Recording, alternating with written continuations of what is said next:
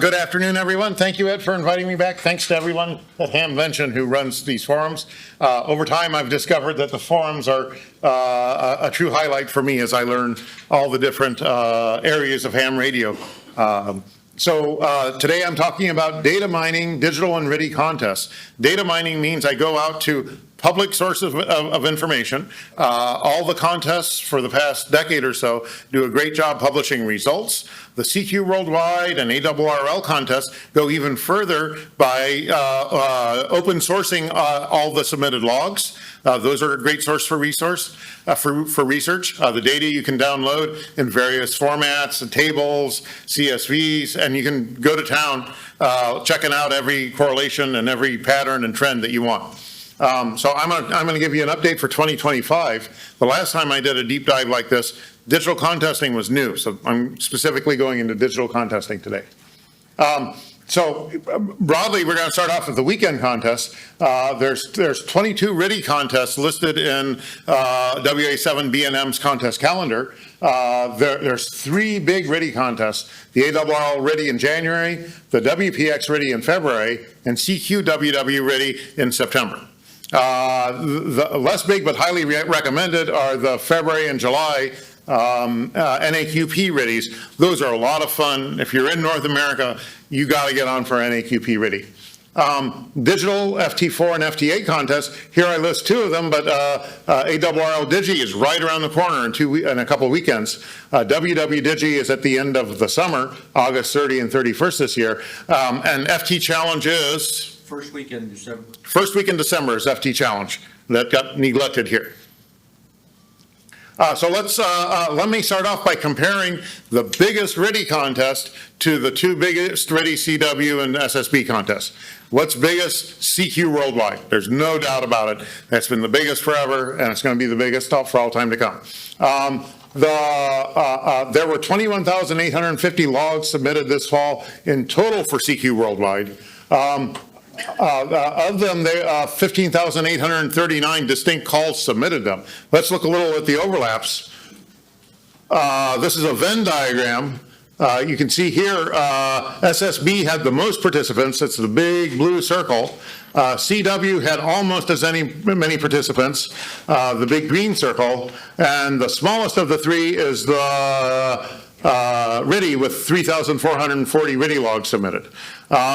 It's interesting to look at some of the overlaps of what calls appeared, what calls submitted more than one log in more than one mode. Let me look at the numbers. The biggest overlap is CW and phone. That's 2,522 overlapped logs, people who entered both those contests. Next biggest is the people who entered all 3 modes. 1,145 guys got on in the 3 fall months of CQ Worldwide and submitted a log for each of the 3 modes.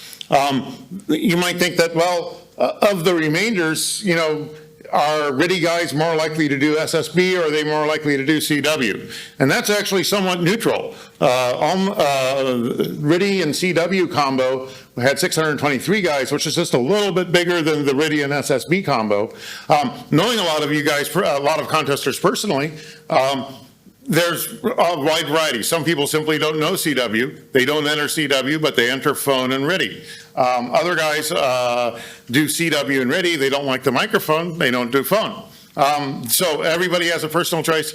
This is an interesting breakdown of the very, very largest contests in the world. Now let's take this one step further and compare CQ Worldwide RTTY with the 2 largest Digimode contests. That is, contests that use FT4 and FT8 WSJT exchanges. CQ WW RTTY, how long does that date back, Ed? Back into the 70s. And before that, there were predecessor RTTY contests back into the 50s. That's very directly descended. WW Digi and ARRL Digi. WW Digi's been around 7 years now, 8 years. 6 years. 6 years. Okay, 6 years. And ARRL Digi, that was started first. Just 2 years. two- It's on my slide later, but. Okay, 2 or 3 years, okay. So there might be a little bit of disadvantage to ARRL Digi for being a newer contest that people aren't familiar with. I am a big fan of it. Let's check out the breakdown. So in total, there were 3,440 RTTY logs in 2024 worldwide RTTY. And WW Digi and ARRL Digi are definitely smaller. WW Digi, in its 6th or 7th year, had 1,397 QSOs. And ARRL Digi had 919 logs submitted. If you start looking at the overlap, the biggest overlap is WW RTTY and WW Digi with 296. That's the strongest overlap between these three contests. And similar is the guys who did all three, the guys who did CQ Worldwide and ARRL, and the guys who did WW Digi and ARRL. If you just sort of look at the overlap, there is a substantial overlap between WW and the Digi modes, but it's not a perfect overlap, and it's not a perfect disjoint. It looks to me a lot like the disjoint between the three modes in CQ Worldwide. So you might think that RTTY and Digi, all the same guys should be doing that. That's just not how it worked out. Now this is just 1 year. Maybe some guys are going to do more Digi contesting in the future. I think that's certainly a growing segment, but that's where we are in 2024. Let's take this one step further and look at the three largest Digi mode contests, those contests using FT4 and FT8 exchanges. The newbie here is FT Challenge. There were 550 FT Challenge logs submitted last year. Now, there's substantial overlap between that and both WW Digi and ARRL Digi. They are three different contests. They all use the same mode. They have different rules. They have different goals. That's an interesting overlap there. But so I would say there's substantial overlap between these three. Okay, let's talk a little bit about the solar cycle. I've seen some great predictions, and there's been some recent great history. We are still near the max of solar cycle 25. The consensus trend from the presenters I saw yesterday at CTU is we're already on the downturn. That doesn't mean we won't have some brief spikes up and down in the solar flux. Last summer in the ARRL Digi, we had a huge spike up, and the conditions were just phenomenal. I wish for nothing more for that to happen again in the coming year or two while we're close to solar max. So this is a very exciting time. This is especially exciting because several of the Digi contests have distance-based scoring. And you can set, now's the time to set records if it's based on distance-based scoring. Let's look at how the modes are going to evolve are going to be useful here at Max, at Solar Max. First, the low bands. 40 meters rarely goes long near Solar Max and is open to locals and useful after dawn and before dusk. After dawn and before dusk. When states or grids are molts, and that's an example in WW Digi, you have to hit the 80 meters too for local molts at the very least. In WW Digi, am I right, Ed? 160 counts as well? No. It does not count. No. Okay, thank you.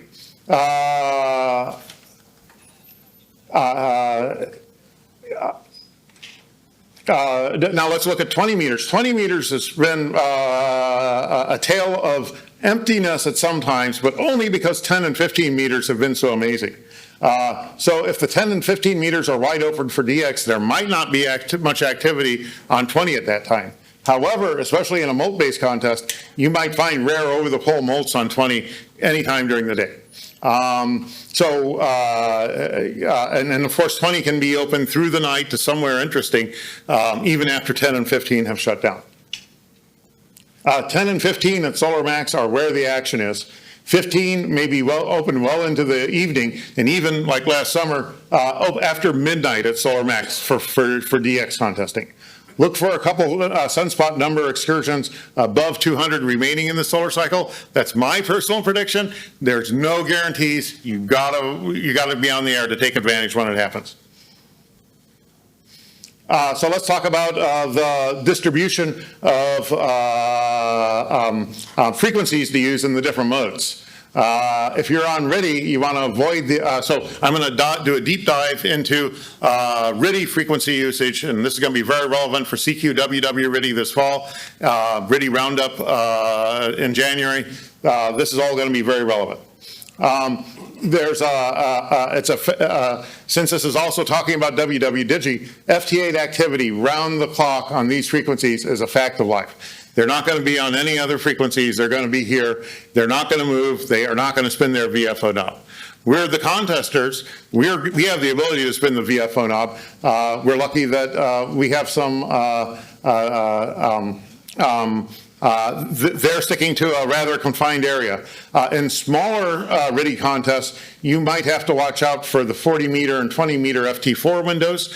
In the bigger RTTY contests, these tend to just get overrun by RTTY guys. But in the smaller contests, there's a substantial presence of FT4, and you should avoid these frequencies. So let's see how this, there's also some automated packet modes still running in the HF digital RTTY segment. They are smarter today than they were 7-8 years ago in terms of not popping up on top of you, but it still happens. That's a fact of life. QRM from WinLink is still present, but in my opinion, it's not as bad as 5 years ago. What do you think? You agree? Do you think it's less bad than it used to be? I think it.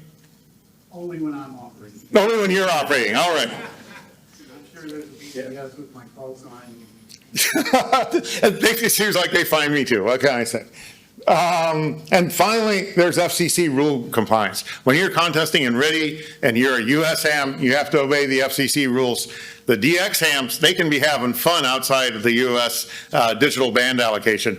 You can't go above 3600, 7125, 14150, or 21200. Even though in WW RTTY the bands are packed, especially on 80 meters, that's a pressing thing. 80 meters mults are important in WW RTTY. Let's see how that spills out for the 80 meter band. If you check out the distribution here, the traditional start of the RTTY segment is 3580, and the top for US hams is 3600. Above 3600, if you're US ham, don't go. You might want to even consider doing something in your spotting filters to eliminate any spots above 3600 so you don't accidentally click on them. It's very easy to accidentally click on a spot out of band. There's one opportunity, so 3574 to 3573 to 3576 is not going to be useful. I want to say last fall there were some spectacular DX opportunities with low QRM down here around 3570. There's, as far as I can figure out, there's not a lot of digital competing modes down there. There aren't enough people taking advantage of this. Since we can't move up, we ought to start moving down, skip over FT8, and start filling in below 3570 a little bit. 40 meters, the traditional EU area for RTTY is 70-40 to 70-70 or so. 70-80 and up is the most common for US hams.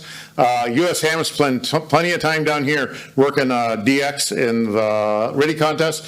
DX hams come up and work US guys in this region too. If you're US ham and you want to work DX, there's actually a good advantage to CQing here. It's less crowded. The DX can work you there. In a big contest like WW RTTY, the phone activity in Europe that might be QRMing you there, they tend to know that it's there's more productive things to do. And the FT8 window is completely useless. Don't even go there. There's also a 7047, an FT4 window. In a big RTTY contest, they find something better to do. In 20 meters, again, the traditional start is 14080. 20 meter FT4 is rather persistent. Going up above 14083 is a great idea. We can go all US hams. It would be unusual for activity to spill above 14150. As we get closer to solar minimum, and 15 and 10 aren't so useful, more action is going to move to 20, and it's going to start occupying all the way up to 14150. There are some CW beacons between 14100 and some automated packet about 14105. There's this interesting dip here, like 14099. I'm not sure I can explain that. I don't know what that is, but I think there's some automated digital modes that make that less than useful. There's a beacon at 14100. The CW beacons are at 14100, but there's some other automated digital stuff in that vicinity. I don't fully know what it is. 15 meters, pretty clear cut. There's this FT4 window. We got the FT8 window. Everything has been packed the past couple of years as DX conditions are great on 15. Spilling above 21,143 is certainly possible, and some of that happens here. Do not be scared to go high in the band and call CQ. There are skimmers high in the band. I strongly recommend, and you'll show up on reverse weekend and get calls. I strongly recommend avoiding the QRM down here and going high in the band. You can have some great results. 10 meters, again, it starts at 28,080. I don't know what this is at 28,126. It sounds like a carrier instead of a digital mode, but you can just skip above that and run on up. At Solar Max, activity has been going all the way up to 22,200 in digital. Let's look at where the winners hang out. Bud AA3B did a great job hanging out on 3582. That's the bottom skirt of the 80 meter band. I would really like to see more activity picking up at 3570 and below. There's just too much QRM in the general 80 meter window above 3580 to do the DXing that's possible if there's no QRM. Bud's best 40 meter run frequency was 7053, and that's the thickest part of European-US overlap. That works great for Bud. He's got a great antenna system. Don't be afraid to go above 7080 if you've got a lesser antenna system. His best on the higher bands, you might think that a powerhouse station would always hang out between 080 and 100. No, there's too much QRM. Nobody goes there anymore. It's too crowded, as Yogi Berra would say. Bud was on 14,121 most, 21,120 most, and 28,110 most. There's nothing wrong with going higher. You will get spotted by reverse beacon and show up if you CQ up higher. If you're not CQing but tuning the dial, you gotta tune the dial out of what you thought the RTTY segment was. You gotta tune way on up until it stops. Don't go into the go outside the FCC allocation. Let's look at some of the split up between FT4 and FT8 subband usage. Ed, you've always been promoting the secondary subbands. Hardly anybody goes there, hardly anybody. In the ARRL Digital contest last June, 41% of the activity was FT4, 59% was FT8. That's not too surprising. FT4 is still picking up. It's a distance-based contest, so your higher QSO, you might get higher points per QSO on FT8, even though your rate is lower. Of the submitted logs, 87% of the activity was in the suggested contest segments, and 13% was in the non-contest segments. That's an important statistic. So you can work non-contesters as long as you get their grid in this contest. But most of the activity in the submitted logs was people working other contests in the contest segments. Regardless of mode, do real-time data mining using PSK recorder or DX maps if you have a TV that's web-enabled. It's great to put this up in the shack. You can see band openings that you might not otherwise have thought of. The graphical display just works wonderfully for me to key me in that, hey, that's picking up. It's time to check out that band. This is the highlight for me last summer. It might be the highlight of my ham career. I was on 15 meters after midnight from my home station with just wire antennas running Eastern Europe on 15 meters. In the June ARRL Digi. Man, it would be great if the sunspots peak up there. Watch solar conditions, watch the upcoming contests, take advantage of every intersection. When things are that optimistic due to solar flux, absolutely. Let's look at some of the details regarding contest logger usage. I've done some breakdowns for the CQ Worldwide CW and phone, but let's look specifically at the RTTY and digital contests. N1MM still remains the most popular contest logger, even after you go into the digital modes. QAR test, MixW, and DX log are up there. DX log is a very much an up-and-coming contest program. And then there's some other ones down here. In WW Digi, not all these programs offer good integration. N1MM has excellent integration with WSJT. I myself have trouble following directions. You might think that, oh, I got WSJT downloaded, I got N1MM downloaded, I'll just start clicking on buttons. That never worked for me. I had to sit down and follow directions. It's worth it, guys. After you do it, you get a decode list on your screen. Blue is color-coded for QSO, red is color-coded for a molt in, for example, WW Digi. Is that middle one, the N1MM screen, the blue one? That's the new one that pops up if you enable integration. On N1MM? Yes. Oh, well, you work and you work, okay, it's easier than it sounds, but in N1MM WSJT integration, you work the contest from the WSJT screen. You even hit log on the WSJT screen, or jump in sequence as necessary. The decode list is a N1MM feature that will be about the only N1MM window you click on. It's very often more efficient to go search and pounce than to run, especially if you're running, you might get a low point caller, and you would prefer to work high point QSOs. My one wish list for N1MM is that you could sort the decode list by point value. I've heard talk that is coming, but I haven't seen it myself. So Digi mode, N1MM work very well. Strongly recommend the combination. If you don't want to do that, you can still just run the contest from inside WSJT, generate your Cabrillo or change your ADIF into a Cabrillo using the tools on the WW Digi homepage and submit. That's a fine way of doing it too. That was all about weekend contests. Let's talk a little bit about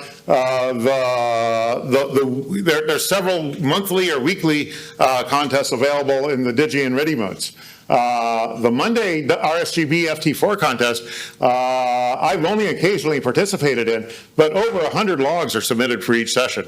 And they actually do real log checking on those logs. It's an interesting thing. I've only barely participated. I would like to rearrange my Mondays to do this more often. The exchange is the signal report. Is that also true for FT Challenge? No. No, We'll talk about it. Okay, we'll talk about that in a little bit. Okay, the multiplier is the XAC countries. The RSGB sponsors it. You upload your logs. It's an interesting permutation there. For those of us in North America, the Tuesday night NCCC FT4 sprint is a highlight. Every night, a busy guy can make 30 plus QSOs in half an hour. Again, it's sort of a personal challenge. How many QSOs can I make on FT4 in that half hour? Okay. The exchange is the grid square, which is a common FT4 exchange element. So most of the people I end up working are not people on for the FT4 NCCC sprint. They're just people who are on for FT4. Thursday. You're right, it's Thursday. Thank you, Thursday. Find out more at the NCCC Sprint contest website. And finally, there's the Thursday night weekly RTTY test. RTTY is so little used on the air outside contests. This gives you an opportunity to get on the air, make contest style exchanges, tune up your equipment, get your skills in check, and tune. We notice activity very much picks up right before a big RTTY contest as everybody's getting their equipment ready. The activity starts on, so it's each night, each Thursday night, 8:45 p.m. for those of us on the East Coast. Activity starts on 15 and 20. Most of the activity is on 20, especially in the summer, and then we move to 40, and there might be a couple QSOs on 80. There's regularly 30 plus participants, and nearly and at least 200 occasionals who have hit this event in the past year. So if you just want to get started and ready, Thursday night Ready Sprint is the way to get started. We got NAQP coming up, NAQP ready coming up in August. Get on this a couple times, get all your equipment up, tuned up. Go back, wouldn't that 8:45 Eastern, wouldn't that be 7:45 Central? Thank you. Thank you. Sharp eye, thank you. Depends on Well, it's an hour off, it runs on UTC. We undermeant what you stood. All right, thank you.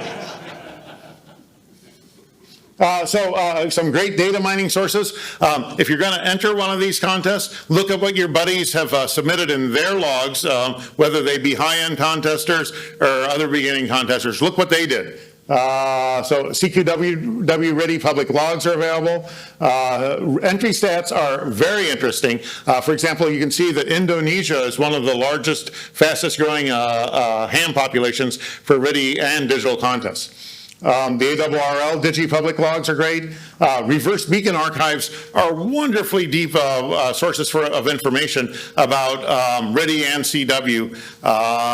They're useful for so many things.